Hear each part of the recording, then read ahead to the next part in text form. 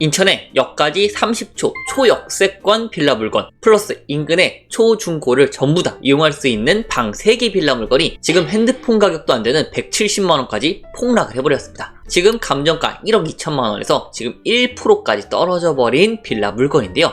이 물건에 초보자분들이 권리 분석을 할 때 특히나 실수를 하는 유형의 것들이 엄청 많이 담겨 있어서 제가 우리 유님들께 이런 유형의 물건은 입찰하지 말자 라는 의미에서 소개시켜 드리려고 가지고 온 물건인데요. 다시 한번 말씀드리지만 당연히 추천 물건은 아니고요. 핸드폰보다도 싼 가격에 나왔다면 당연히 무슨 이유가 있는 거겠죠. 그래서 하나씩 짚어서 말씀드려 볼 예정이고, 이 물건 같은 경우에는 인천 남동구 만소동에 위치한 빌라 물건이고요. 감정가 1억 2천에서 무려 170만원 1%대에 진행되고 있는 빌라 물건이다 라고 말씀을 드리고, 건물 면적은 14평으로 구조를 보시면은 방이 3개, 욕실이 하나, 그 다음에 자그마한 주방이 있는 빌라 물건이고요. 구축 물건이기 때문에 엘리베이터는 없는 것으로 보이고, 그래도 몇 층이죠? 2층이죠? 그래서 층수도 양호한 물건이다 라고 확인이 되고, 여기 이렇게 조금 더 자세하게 나와 있죠. 그래서 구조도 괜찮고요. 게다가 경매 물건은 이쪽에 위치한 물건입니다. 보면은 역까지 얼마나 걸릴까요? 역까지 이렇게 가면은 도보로 대충 이렇게 해서 보면은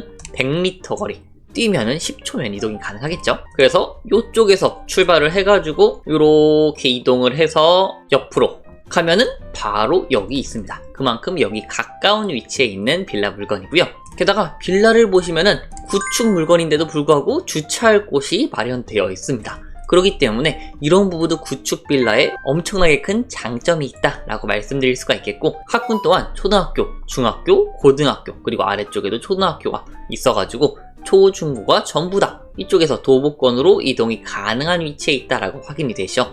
그래서 무척이나 입지상도 괜찮고 수요도 어느 정도 있을 거다라고 생각되는 이 물건이 지금 1%까지 떨어진 이유가 있겠죠. 그래서 그 이유를 바로 말씀을 드리면은, 첫 번째는 바로 선순위 임차인입니다.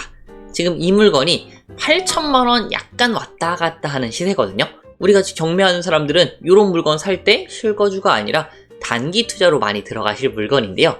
이 물건 같은 경우에는 여기 보증금이 8천만원이 있고요. 그리고 17년식이고 21년식으로 선순위 임차인입니다. 그래서 선순위 임차인에 대한 문제가 한 가지가 있고요. 선순위 임차인을 조금 더 자세하게 보시면은 지금 이 임차인분이 8천만원 전세가 있었고요. 17년도고 16년도에 확정일자를 받았습니다. 그리고 배당 요구도 22년식으로 23년보다 빠르죠. 그렇기 때문에 이분은 선순위 임차인이고 돈도 가장 먼저 받아가시는 분입니다.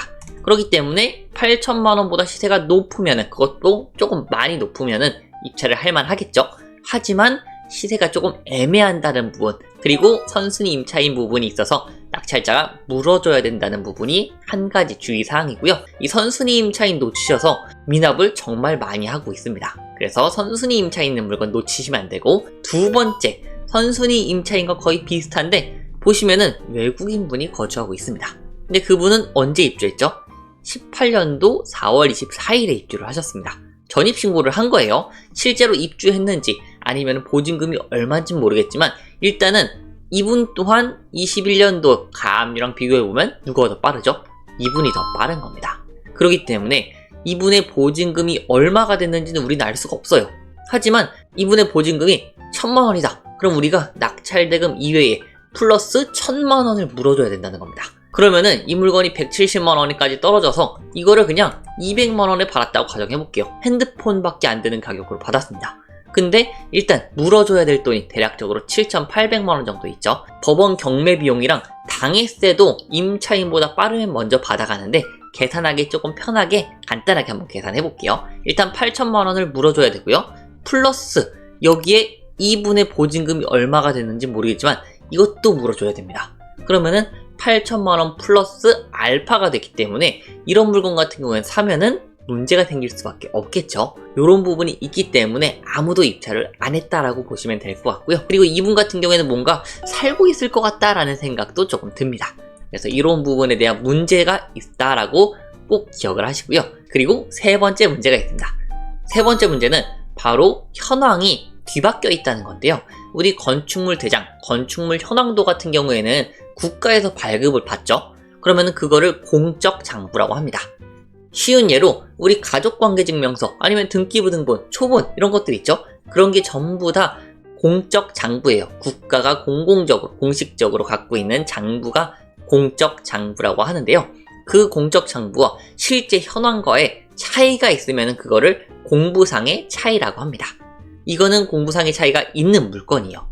보시면은 이쪽이 길이 큰 도로였었고요. 그 다음에 이렇게 가서 이쪽이 여기 있었던 부분이었는데 이쪽에 아까 보셨나요? A동이라고 써 있었습니다. 여기서 이쪽이 북쪽이죠. 북쪽에서 이렇게 눌러서 보면은 여기 A동이라고 표시가 돼 있죠. 그럼 그 옆동은 B동일 거고요. 근데 여기 보면은 이쪽이 A동이고 이쪽이 B동이라고 돼 있습니다. 그 이유가 바로 요거라고 보시면 되는데 이쪽이 북향이에요. 그래서 아까 이쪽이 있었고 이렇게 갔었는데 여기가 현황 A동이라고 써 있었죠.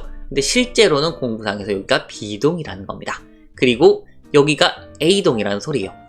그러면은 우리가 아까 이쪽에서 나와서 10초밖에 안 걸린다고 했죠? 경매 물건은 여기 뒤쪽이었지만 실제로는 여기 앞에 우리 아까 사진으로 봤던 이 대로변 쪽에 있는 쪽이기 때문에 10초 만에 아까 이동이 가능하다고 말씀드린 부분이고요. 하지만 공부상에서는 여기가 B동입니다. 실제로 근데 경매 물건은 요쪽이다 라고 생각해 주시면 될 것 같고요. 그래서 감정평가사분이 보면은 이렇게까지 표시를 해주셨죠. 여기 샤시는 되어 있네요. 그래서 요쪽에 해당되는 물건이다 라는 점 참고를 해주시고요. 근데 한 가지 문제가 더 있습니다. 여기 지금 A동과 B동이 바뀌었죠. 플러스 현황상 호수도 바뀌었습니다. 이때는 예전에 했던 거라 그런지 모르겠는데 엄청나게 바꿔놨더라고요. 이런 물건이 흔치 않은데 한번 보겠습니다. 보시면은 여기 A동이에요. 실제로는 경매 물건은 이쪽에 있습니다. 그리고 이쪽에 있는 물건이었어요. 근데 지금 보면은 공부상에서는 201호인데요. 현황에서는 202호라고 돼 있는 겁니다. 그렇기 때문에 이렇게 두 개의 사진을 찍어주셨는데 실제로는 202호라는 거 참고하시면 좋을 것 같고요. 이렇게 돼 있어가지고 헷갈리죠? 그리고 이렇게 다 꼬여 있으면은 은행이나 아니면 매수자가 좋아할까요? 조금 찝찝해 하겠죠? 그렇기 때문에 이런 부분도 조금 단점이 될 수 있다라고 말씀을 드리고요. 이거는 그나마 이렇게 현황도를 첨부해 주셔서 좋은데 보면은 감정평가서에 감정평가서도 그냥 1로 그냥 대충 이렇게 써놓고 그 위쪽에도 공부와의 차이 없다라고 써놨더라고요. 그래서 요거는 주의하셔야 됩니다. 공부상의 차이가 분명히 있는 물건이고요. 이거는 감정평가사가 잘못 써놓은 겁니다. 실제로는 공부상의 차이가 있다라고 생각해 주시면 되는 그런 물건입니다.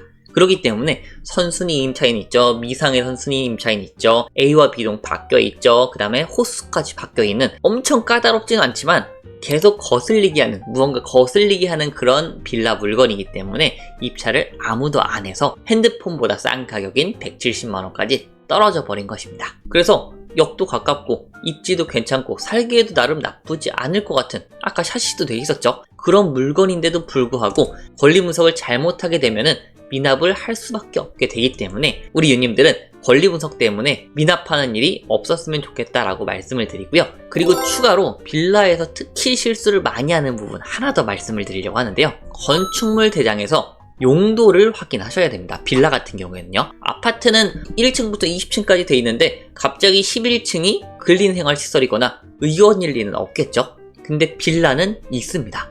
그렇기 때문에 용도에서 실제 주택으로 쓰고 있는지 아니면 여기에 근린생활시설, 의원 이렇게 돼 있는지 반드시 확인을 하셔야 되고요. 같은 스펙이라고 봤을 때 근생과 일반 주택의 시세 차이가 대략적으로 요게 2억이다 그러면은 요거는 한 1억 3천, 1억 4천 밖에 되지 않습니다. 그래서 내가 만약에 2억인 줄 알고 1억 7천 썼어요. 그럼 얼마 손해보죠?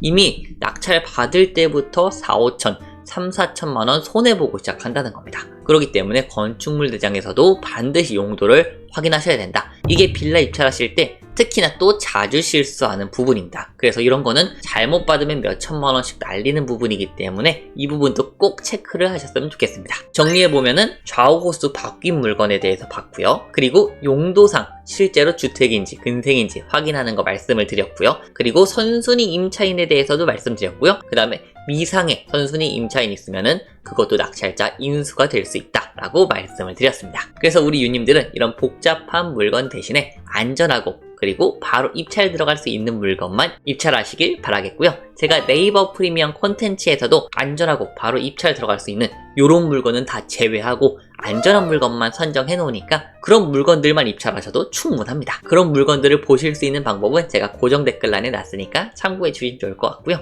오늘은 초보자분들이 특히나 빌라 물건 들어가실 때 자주 실수하는 경우에 대해서 알아보았습니다. 그래서 오늘 내용도 좋으셨다면 좋아요와 구독, 알람 설정까지 부탁드리고요. 앞으로도 좋은 내용, 좋은 소식으로 다시 찾아뵙도록 하겠습니다.